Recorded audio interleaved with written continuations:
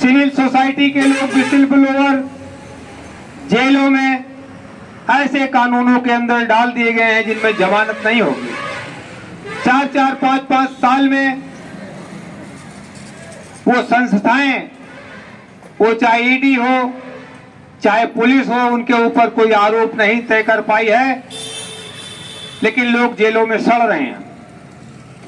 मुख्यमंत्री अरविंद केजरीवाल को भी सरकार ने उठाकर जेल में डाल दिया है। सूचना आ रही है कि उसके भी सारे खाते फ्रीज कर दिए जाएंगे और भारत की सबसे पुरानी राजनीतिक पार्टी कांग्रेस, उसका भी खाता फ्रीज कर दिया है। वो एक एक पैसे को मोहताज कर दिया गया है। तो ये जो अलोकतांत्रिक आचरण इस भाजपा सरकार का है वो बहुत ही निंदनीय है। 13 महीने किसान दिल्ली के बॉर्डरों पर बैठे रहे, सरकार उनसे बातचीत करती रही और बातचीत करना बंद कर दिया। उत्तर प्रदेश के चुनाव को देखते हुए उसने किसानों से बात की, किए बिना ही एक आदेश जारी किया कि हम कानून वापस लेते हैं और एक समझौते के तहत किसानों ने अपना मोर्चा दिल्ली बॉर्डर से हटाया। अजय कुमार मिश्र, जिसके बेटे ने किसानों की हत्या की, जिसका मुख्य साजिशकर्ता अजय कुमार मिश्र टेनी है, किसान लगातार मांग कर रहे हैं कि उसको सरकार से बर्खास्त किया जाए, लेकिन हमको चिढ़ाते हुए भाजपा ने फिर अजय कुमार मिश्र उर्फ टेनी को लखीमपुर खीरी से अपना उम्मीदवार घोषित कर दिया है। न्यूनतम समर्थन मूल्य जो सारे देश की मांग है और जिसका वादा करके भाजपा 2014 में घोषणा पत्र में जिसने वादा किया था कि हम C2 प्लस 50% स्वामीनाथन आयोग की रिपोर्ट लागू करेंगे और किसानों को लाभकारी मूल्य देंगे, अब वो उस पर कोई बात नहीं कर रही है और समझौते के बाद भी उसने कोई काम नहीं किया। 14 मार्च 2024 रामलीला ग्राउंड में संयुक्त किसान मोर्चा ने एक विशाल महापंचायत का आयोजन किया और उस पंचायत में देश भर के किसान और मजदूर संगठन पहुंचे। वहां पर यह घोषणा हुई कि आगामी चुनाव में संयुक्त किसान मोर्चा गांव-गांव जाकर भाजपा का पर्दाफाश करेगा और उसके खिलाफ विरोध प्रदर्शन करेगा। भ्रष्ट कारपोरेट सांप्रदायिक अपराधी गठबंधन से देश को बचाने के लिए संयुक्त किसान मोर्चा अमेठी के साथी आज ये घोषणा कर रहे हैं और इस कार्यक्रम का आरंभ कर रहे हैं कि हम शहीदों को श्रद्धा सुमन अर्पित करते हुए ये संकल्प लेंगे कि हम गांव-गांव जाकर संयुक्त किसान मोर्चा की इस मुहिम को और इस भाजपा के अलोकतांत्रिक आचरण का पर्दाफाश करेंगे। ये कार्यक्रम आज 23 मार्च के दिन मंडी समिति जायस अमेठी में संयुक्त किसान मोर्चा अमेठी की तरफ से आयोजित है। हम सभी साथी अपने शहीदों को पुष्पांजलि अर्पित करने के बाद फिर निवेदन करेंगे कि हमारे बीच में उत्तर प्रदेश किसान सभा के साथी वरिष्ठ नेता गुलाम रसूल जी आए हैं, वो भी उद्बोधन की कुर्बानियां दी और इस कुर्बानी में जो सबसे बड़ा नाम है वो शहीद आजम भगत सिंह का है। 23 मार्च 1931 को भगत सिंह को फांसी दे दी गई। राजगुरु सुखदेव ये हमारे शहीद पूर्वज हैं और हमारी आजादी के लिए, हमारी स्वतंत्रता के लिए इन्होंने अपने जान की कुर्बानी दी। हजारों हजार लोगों की शहादत के बाद आज हम इस देश में लोकतांत्रिक गणराज्य में जी रहे हैं। वी द पीपल, हम भारत के लोग, आजादी के बाद हमने अपनी सरकार बनाई, तमाम उतार चढ़ाव देखे। इसी उतार चढ़ाव में तमाम सरकारें आईं और तमाम सरकारें गईं। सरकारों का लोगों ने विरोध किया,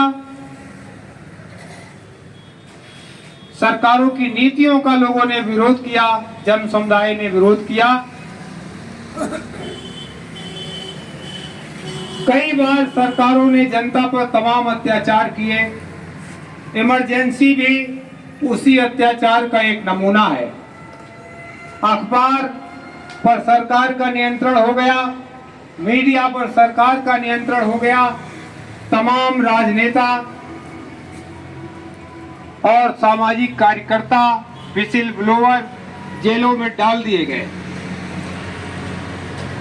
इंदिरा गांधी के शासनकाल में 1976 में इस देश में इमरजेंसी लगा दी गई और 77 में चुनाव के पहले 3 महीने पहले नेताओं को जेल से छोड़ा गया।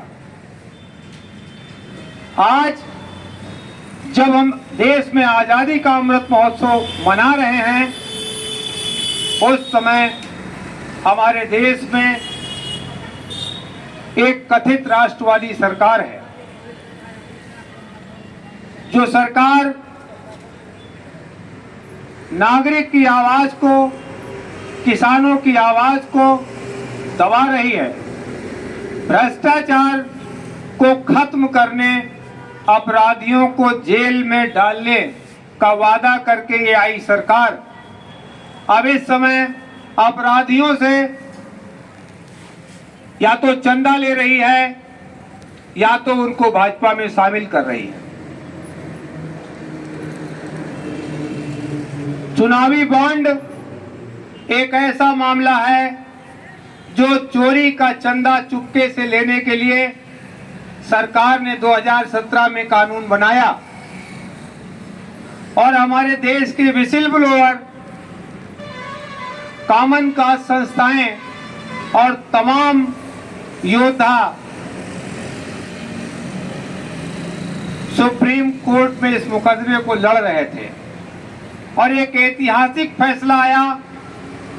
सुप्रीम कोर्ट ने स्टेट बैंक को निर्देश दिया, इस चुनावी बॉन्ड को रद्द किया और सुप्रीम कोर्ट को निर्देश दिया और चुनाव आयोग को कि जो भी चंदा इस दरमियान लिया गया है उसको सार्वजनिक किया जाए। स्टेट बैंक ऑफ इंडिया ने तमाम आनाकानी की कि ये राज खुलने ना पाए, क्योंकि आज के दौर में तमाम एजेंसियां, तमाम स्वायत्त संस्थाएं, वो चाहे ईडी हो, चाहे सीबीआई हो, चाहे इनकम टैक्स हो, चाहे चुनाव आयोग हो, उनके ऊपर आरोप है और आरोप ही नहीं, ये दिखता भी है कि ये सब अपनी स्वतंत्रता को भंग करके न्याय और कानून को पीछे रख के सरकार, वर्तमान सरकार और उसकी मंशा के अनुरूप काम कर रहे हैं। बहुत कोशिश की स्टेट बैंक ऑफ इंडिया ने कि उसको चुनावी बॉन्ड की संपूर्ण सूचनाएं न देनी पड़े, लेकिन सुप्रीम कोर्ट ने अंततोगत्वा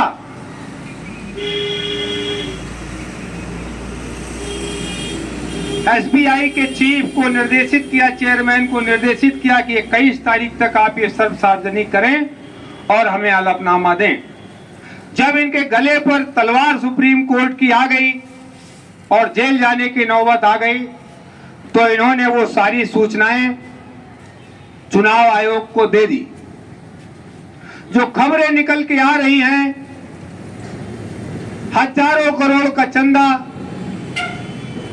जो फिरौती के रूप में, रंगदारी के रूप में वर्तमान सरकार ने लिया, ऐसी ऐसी कंपनियों ने इनको चंदा दिया जिनकी आमदनी बहुत कम है और अपनी आमदनी का कुल टर्नओवर का कई गुना पैसा उन्होंने चुनावी बॉन्ड खरीदा और वो भाजपा को दिया।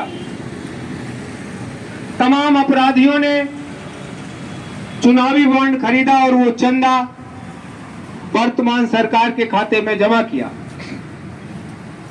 ये हमारे लिए बहुत खतरनाक हो गया है कि जिस चुनाव में हजारों हजार करोड़ रुपए 2 नंबर का खर्च होता है और उसके बाद एक ऐसा कानून कि जिसमें कोई भी चोरी का, फिरौती का, रंगदारी का, डकैती का पैसा ले ले और लेने के बाद वो चुनावी बॉन्ड खरीद ले और वो किसी राजनीतिक पार्टी को दे दे, ये बहुत घातक विषय है।